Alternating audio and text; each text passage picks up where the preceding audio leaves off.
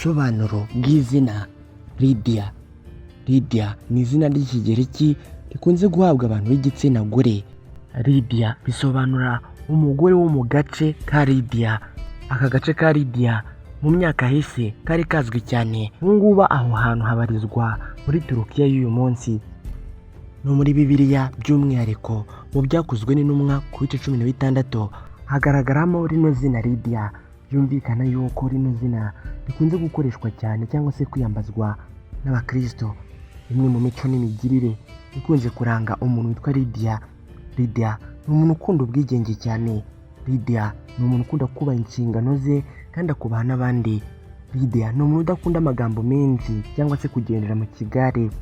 Lydia ni umuntu wo gusesengura cyane kandi akamenya no gutondeka cyangwa se gupanga ibintu bye.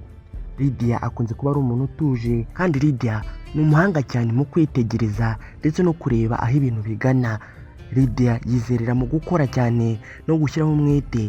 Lydia ni umuntu uzi kubaransa cyangwa se gushyira mu gaciro.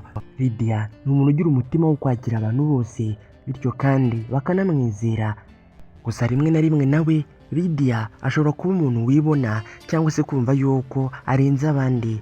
Lydia ni umuntu uzi gufata ibyemezo kandi agakunda n'icyubahiro. Gusa Lydia rimwe na rimwe akunze kubamo umuntu utinda kwizera abandi kandi kubera gutinya ingaruka zava mu bikorwa runaka hari ubwo akunze kureka gukora ikintu runaka kandi cyari kimufitiye akamaro.